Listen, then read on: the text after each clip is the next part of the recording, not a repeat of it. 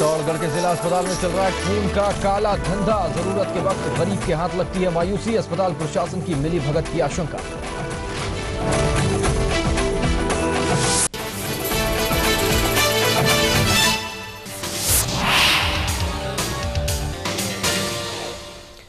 और खबरों में सबसे पहले बात खून के काले कारोबार की।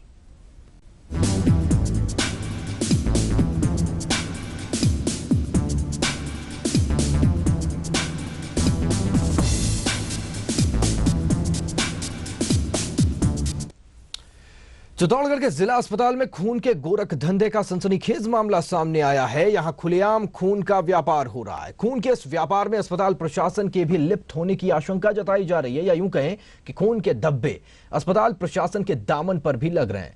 मामला तब सामने आया जब एक वृद्ध महिला अपनी 42 साल की बेटी का इलाज कराने के लिए अस्पताल में आई। उसे खून की सख्त जरूरत थी, लेकिन अस्पताल में चल रहे खून के गोरख धंधे के चलते इसे अपनी बेटी के लिए खून की व्यवस्था करने में परेशानियों का सामना करना पड़ा।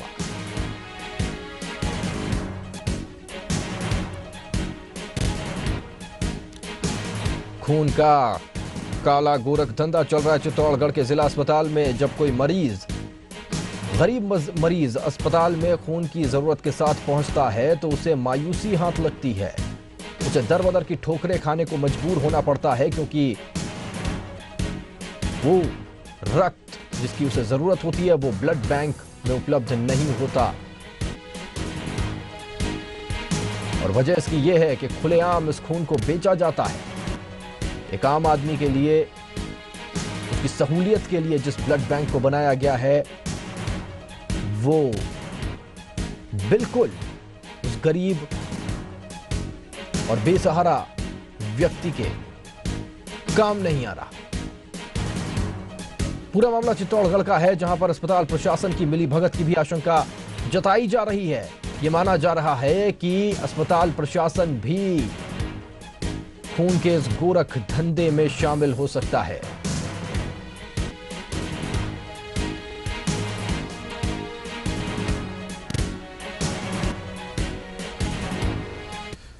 वहीं खून के इस व्यापार में अस्पताल प्रशासन के भी लिप्त होने की आशंका जताई जा रही है, या यूं कहें कि खून के धब्बे अस्पताल प्रशासन के दामन पर भी लग रहे हैं। क्या यह पूरा मामला देखिए। चित्तौड़गढ़ जिले का श्री सांवलियाडीह राजकीय सामान्य चिकित्सालय। इस अस्पताल की दीवारों पर लिखे इन स्लोगन्स पर अगर आप विश्वास करते हैं तो आप सतर्क हो जाएं। ये वृद्ध महिला अपनी 42 वर्षीय पुत्री का इलाज कराने के लिए अस्पताल में लेकर आई है और उसे खून की सख्त जरूरत है, लेकिन अस्पताल में चल रहे खून के गोरख धंधे के चलते इसे अपनी बेटी के लिए खून की व्यवस्था करने में परेशानियों का सामना करना पड़ रहा है। वहीं अस्पताल कर्मी भी खून का व्यापार करने में लगे हुए हैं। मैडम बैठी रहे गेट पे, मैं आती जाती 10-12 दिन भेजी अच्छी तरह पहचान में लागी। मैं कि हमारा खून की जरूरत है, तो कि मेरे पास आदमी है। मैं क्यों कतरा रुपया ले वो कि 3,500 मुझको मुँह दे मारी छोरी की नेतर छुट्टी कर दे मर जाई, तो क्यों मेरे पास आदमी है। पसे लिदा 500 रुपया के मुँह वोटा रसीद कटाऊ के बाद ले जाओ। पसे 3,000 इन्हें दे दा, खून की बाटल आ गई। तो ये समिति वाला आवे रोन पे ये लेके हमारे एक बोतल की जरूरत है, गरीब आदमी हूँ, तो समिति वाला काले कागज लेकर दे दो कि जाओ थाना खून मिल जाये। बटे गया सामू तो डॉक्टर साहब क्या सदन भाई के 3 रोज पहले ले जा फ्री को खून, तो मैं के सामने तो रुपया दीदा फ्री को कटे लेगी। इस गोरख धंधे का खुलासा तब हुआ जब एक सामाजिक कार्यकर्ता ने पूरे मामले को गंभीरता से देखा तो पता चला कि अस्पताल में खून का व्यापार हो रहा है। को मालूम पड़ा, सारी सिचुएशन देखी मैंने यहाँ पे, तो ये देखा कि यहाँ तो जो कर्मचारी हैं उन्हीं के आधार पे ये काम हो रहा है। तो साहब मैं सुबह से खड़ा 2 घंटे से देख रहा हूँ, तो आने जाने वाले ऊपर चल दी जा रही है ब्लड वालों की खासकर, और पूछताछ हो रही क्या कर रहे हैं, दूर से निगाह रखी। और मैं मेडिकल वाला ही, मैं सब कुछ जानता हूँ इस चीज़ों को। तो मैं डॉक्टर के पास गया, जब ब्लड वाले अंदर गए, मैं डॉक्टर साहब PMO के पास गया, रमेश जी के पास। तो मैंने कहा साहब उठ के जाइए और देखिए उस जगह क्या हो रहा है। पैसा लिया जा रहा है, खून दिया जा रहा है, उसकी इंक्वायरी कीजिए। लेकिन 5 मिनट उन्होंने वैसे खराब कर दिया। उसके बाद वो गए, उनके सामने वो आदमी वर्दी पहन रखी थी गाड़ी की, निकल के जा रहा है। मैंने कहा साहब ये जा रहा है, तो भी वो फोन पे लगे हुए बात नहीं कर रहे। मैंने कहा साहब वो जा रहा है, पकड़ो उनको। लेकिन वो भाग्य बोला आ रहा हूँ इधर, कहते निकल गया, लेकिन कोई ध्यान नहीं दिया। महिला सर्जिकल वार्ड में भर्ती मरीज के परिजन ने बताया कि उससे खून के लिए 3,500 रुपए मांगे गए। कार्ड वर्दी देवा ना वो लेकिन खून की व्यवस्था मैं करूँगा कई पहले का 35 रुपया देंगे लेकिन लो लो अपन को बता रही है यहाँ क्या करा मरता क्या करता है को उसको 35 रुपये दे कि आज दूंगा कल दूंगा आज दूंगा कल दूंगा मेरे को 3 दिन हुआ यहाँ से आज उसको 35 रुपये में कल शाम को दिया। अस्पताल के गार्डों द्वारा पनप रहे इस गोरख धंधे में हॉस्पिटल स्टाफ के भी शामिल होने से इनकार नहीं किया जा सकता है। इस पूरे मामले में ब्लड बैंक इंचार्ज अपनी सफाई देने में लगे हैं। वो तो अब उसके मैं तो पूरी कोशिश करता हूँ, जो साथ में रिलेटिव आता है उसे सारी इंक्वायरी, जो खून लेके आता है सारी इंक्वायरी करता हूँ, और या जो देने आता है एवज में उससे सारी इंक्वायरी कर लेता हूँ। अब वो सारी पूरी तरह फीडेड ही आए, जब हम नहीं पकड़ सकते उसका हम क्या कर सकते। जब जिला अस्पताल में इस गोरख धंधे का खुलासा हुआ तो सीनियर डॉक्टर मामले की जांच कराने की बात कहकर अपना पल्ला झाड़ रहे हैं। ये वास्तव में बहुत गलत बात है कि अगर हमारा कोई आदमी जो गवर्नमेंट सर्वेंट ना होकर कोई सिक्योरिटी का किसी की तरह का कोई एनजीओ के थ्रू या किसी एजेंसी के थ्रू लगा हुआ है तो हम उसकी कार्रवाई बिल्कुल निश्चित तौर से करेंगे, इसमें कोई दो राय नहीं है। अब देखना होगा कि मरीजों के घाव पर मरहम लगाने की जगह उनका खून पीने वाले इन अस्पताल कर्मियों पर क्या कार्रवाई होती है। इस अस्पताल में जिस तरीके से इन मरीजों को लूटा जा रहा है, इसे देख करके तो बस अब यही याद आता है कि ये उम्मीदों की दुनिया बसाते रहे, पल पल वो इन्हें आजमाते रहे, जब वायदा निभाने का वक्त आया ये मर गए और वो मुस्कुराते रहे। पीके अग्रवाल, ईटीवी न्यूज, चित्तौड़गढ़। जब वायदा निभाने का वक्त आया तो ये मर गए, वो मुस्कुराते रहे। पीके अग्रवाल हमारे साथ फोन लाइन पर जुड़े हुए हैं, चित्तौड़गढ़ संवाददाता, उनसे बातचीत करते हैं। जरूरत इस बात की होती है पीके कि जब कोई जरूरत में हो अस्पताल के अंदर उसको ब्लड खून तुरंत मुहैया करवाया जाए, लेकिन यहाँ तो माजरा कुछ और ही नजर आ रहा है। जब आपने तफ्तीश की इस पूरे के पूरे मामले की, क्या कुछ आप समझ पाए?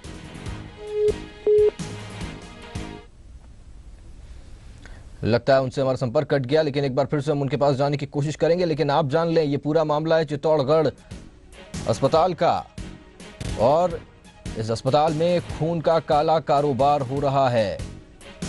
आम आदमी, जरूरतमंद आदमी जब खून के लिए यहां पर पहुंचता है तो उसे पकड़ा दी जाती है एक पर्ची, और उसके बाद शुरू होता है वो गोरख धंधा जिसमें उसको अपनी जेब ढीली करनी पड़ती है। जरूरत के वक्त एक गरीब आदमी की जेब से 3-4 हजार रुपए तक लूट लिए जाते हैं। पीके अग्रवाल हमारे संवाददाता एक बार फिर से हमारे साथ जुड़े हैं, जानकारी उनसे लेते हैं। पीके, जब आपने इस पूरे मामले को देखा तो क्या कुछ आप जान पाए? अब जिस प्रकार से अपन इस पूरे मामले को देखते हैं तो यहाँ मानवता शर्मसार हुई है, इसमें कोई शक नहीं है। लेकिन सबसे बड़ी बात यह है कि जो मानवीय संवेदनशील चिकित्सा का एक पेशा है, इस पेशे के साथ जिस प्रकार से एक संवेदनशील कर्मचारी, जिनको संवेदनशील कहा जाता है, वो खिलवाड़ करें, इससे बड़ी बात और क्या हो सकती है। यहाँ एक जरूर देखने को मिला कि इसमें पूरा काम करने वाला जो तंत्र है, पूरा का पूरा एक चेन बनी हुई है। इस प्रकार से सुरक्षा गार्डों के माध्यम से जो सुरक्षा गार्ड लगे, बिल्कुल पीके, आप बिल्कुल सही बात कर रहे हैं। हम आपके पास फिर से आएंगे। इस वक्त चित्तौड़गढ़ के कलेक्टर रवि जैन हमारे साथ जुड़े हुए, उनसे बात करते हैं। जैन साहब, अमीर लोगों को जरूरत के वक्त खून का इंतजाम हो जाता है, वो लोग अपने धन की मदद पर, धन के बल पर खून का इंतजाम कर लेते हैं। लेकिन जब गरीब आदमी की बात आती है, उसकी डिपेंडेंसी सरकारी अस्पताल पर ही होती है। यहाँ पर ये गोरख धंधा देखने को मिल रहा है, क्या आपके संज्ञान में है ये मामला? जी हाँ, कल ये मामला प्रकाश में आया था, जिसमें एक गरीब महिला, जो बीपीएल महिला थी, उसने प्रकाश में लाया था कि उसको खून के बदले उससे 3500 रुपए लिए थे। और इसमें जो वहाँ एक ठेके पे लगा हुआ सुरक्षा गार्ड है, उसने उससे ये पैसे लिए थे। दरअसल मामला ये था कि 26 तारीख को जब ब्लड डोनेट हुआ था इसको, तब इससे 3500 रुपए लिए गए थे, जैसा कि पता चला है। 28 तारीख को वापस से इसने ब्लड लिया इस महिला ने, और उस दिन इसको फ्री ब्लड मिला था। तब इसको पता चला कि बीपीएल को तो फ्री ब्लड सप्लाई होता है, तो उस दिन पैसे किस हिसाब से लिए थे।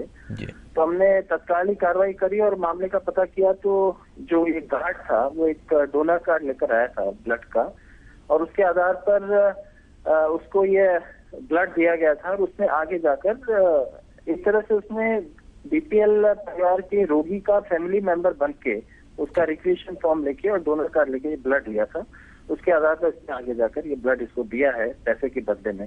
निस्संदेह गंभीर बात है, इसकी पूरी जांच करवाई जा रही है। जी बिल्कुल जैन साहब, बिल्कुल जानकारी इस बात की ली जाती है कि जो व्यक्ति खून लेने आ रहा है वो कौन है और उसको कितनी ज़रूरत है या फिर कहाँ से वो आया है, इस बात की जानकारी ली जाती है। क्या अस्पताल प्रशासन ने ये सब कुछ नहीं किया जो जो जो, जो ज़रूरी चीज़ें होती हैं वो करनी?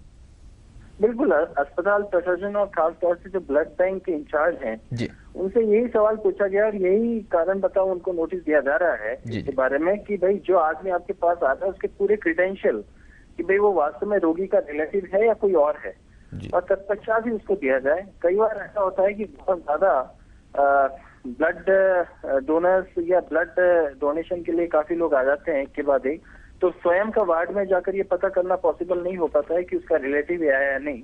फिर भी मेरा ये मानना है कि जिस तरह की घटना कल हुई है उससे हम व्यवस्था में सुधार किस तरह से कर पाए, आने वाले समय में इसकी पुनरावृत्ति नहीं हो और निसंदेह जो वास्तव में जो उसका हकदार है उसी को मिले। और खासतौर से मैं सबको ये भी बताना चाहूंगा कि हमारे अस्पताल में बीपीएल व्यक्तियों को, HIV एड्स रोगियों को और गंभीर एक्सीडेंट के रोगियों को ब्लड के बदले ब्लड फ्री मिलता है, जबकि APL व्यक्तियों को ब्लड के बदले ब्लड मिलता है प्लस 300 रुपीज लिए जाते हैं। तो जो भी पैसा लिया गया है बिल्कुल गलत है।